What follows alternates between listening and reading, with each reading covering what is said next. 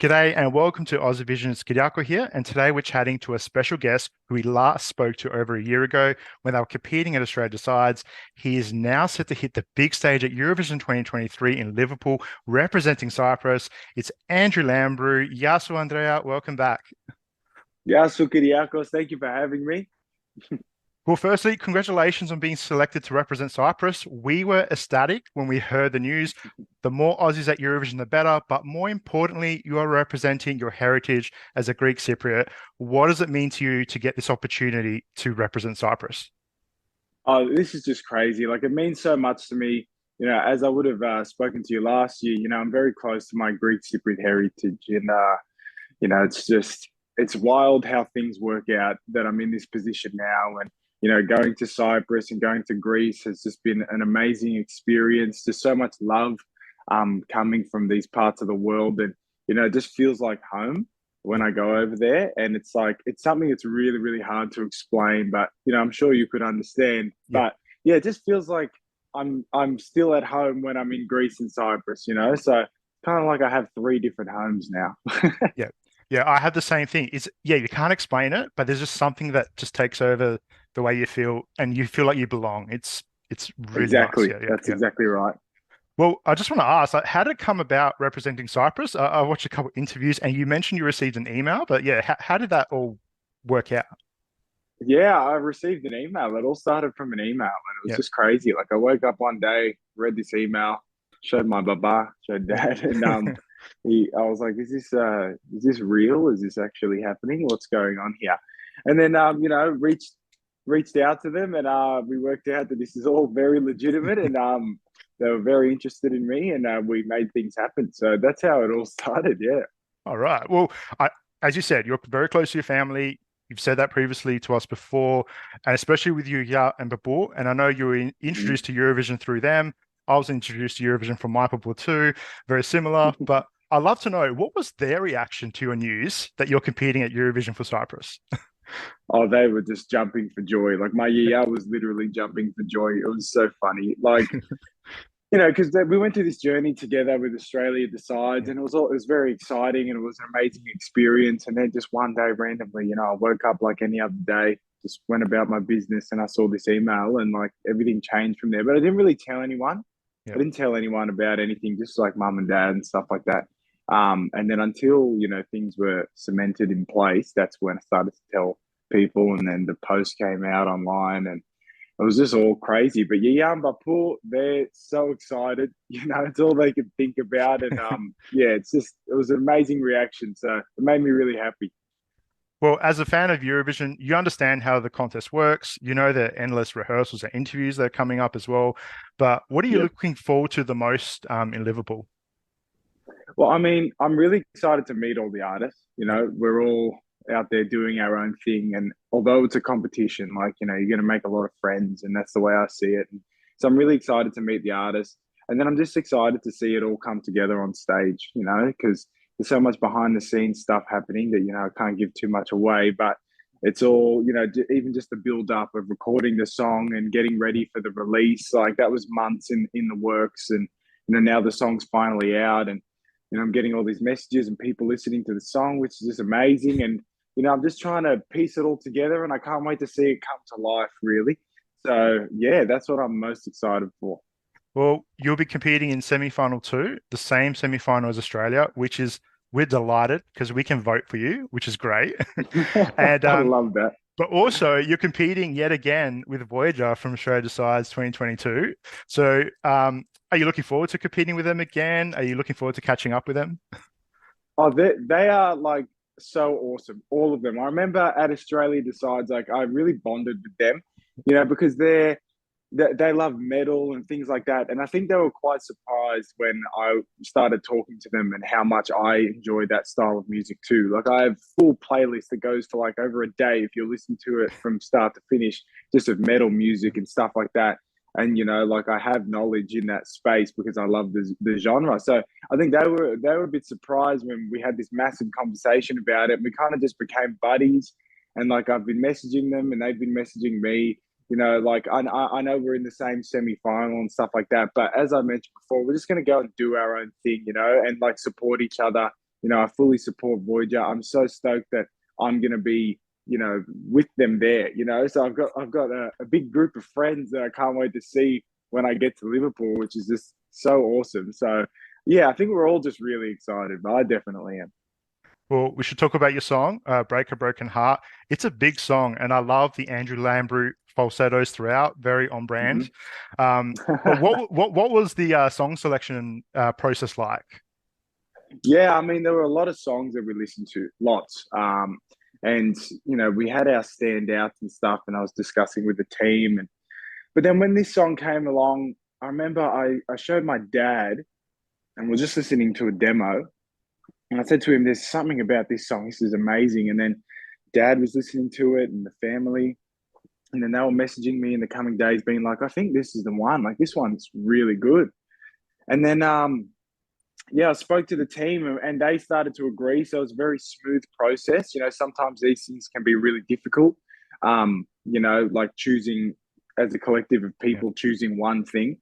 But it was super smooth. Everyone agreed. And then, the next test was me putting my voice on it. And like, yes, it is a big song.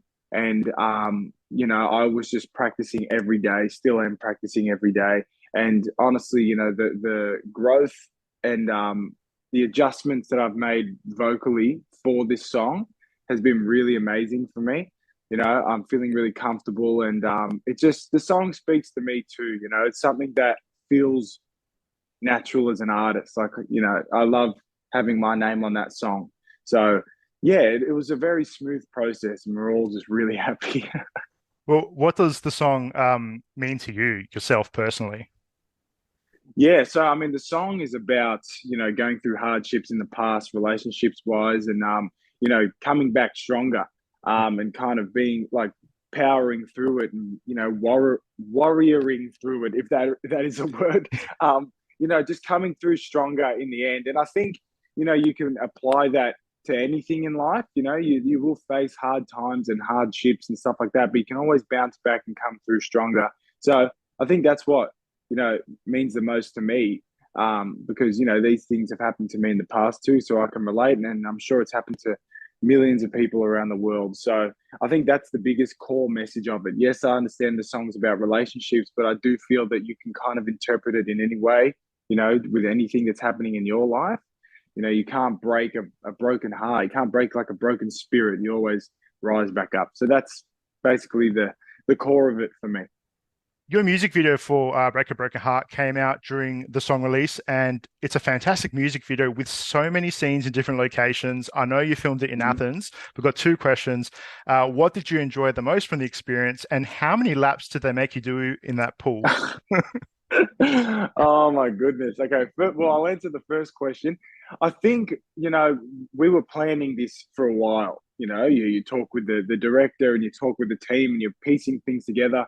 So the most exciting thing for me was just seeing it all unfold on the day, seeing the scenes that we've been talking about come to life.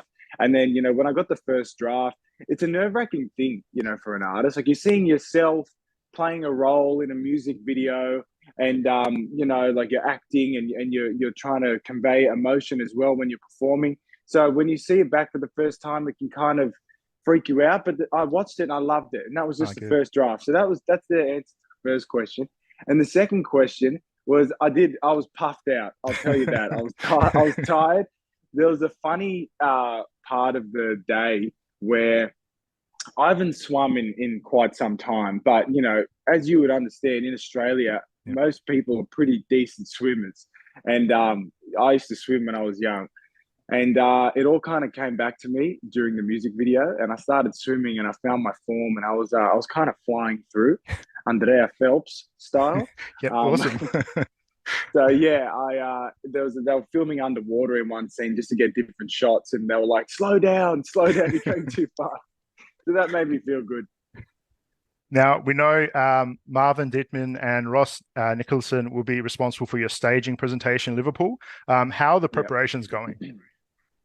Yeah, fantastic. We're really piecing things together. I think for us, the most important thing is for the staging to be natural for me. and also to complement the song. You know, epic staging, epic song. That's what we want to bring to life. So yeah, I can't be happier right now. And I know you can't talk about the staging, but what do you hope the audience takes away from it?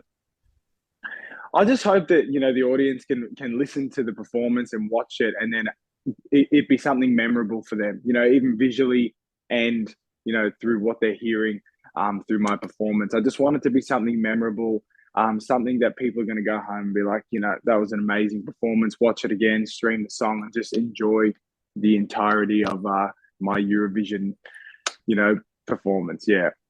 Now, we nearly have all the artists announced for Eurovision 2023. Have you heard any of the songs? Do you have any favorite songs or artists so far?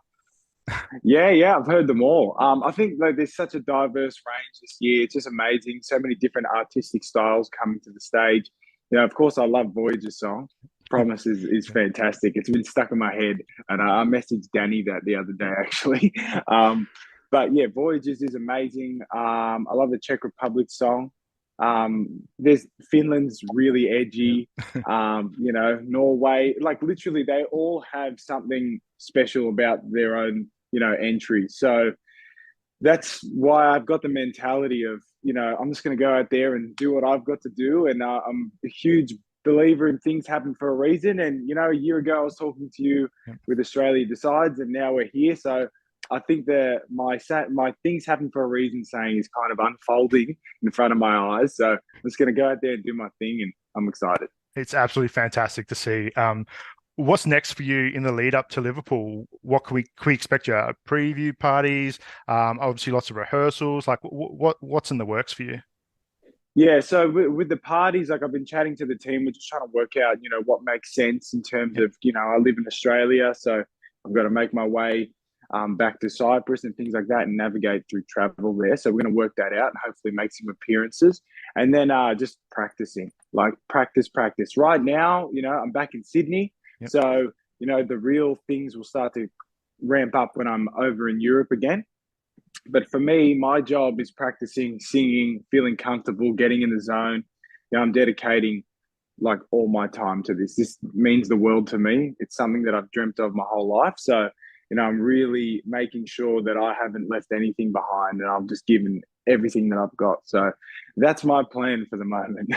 Well, it's an absolute honor to speak to you, Andrea. It's been amazing to follow you on your Eurovision journey, and we cannot wait to see what you have in store for us in Liverpool. And we are so excited. Good luck, and thank you to speaking to us again at Aussie Vision. Thank you, Kyriakos. I really appreciate it. And it's great to speak to you again too.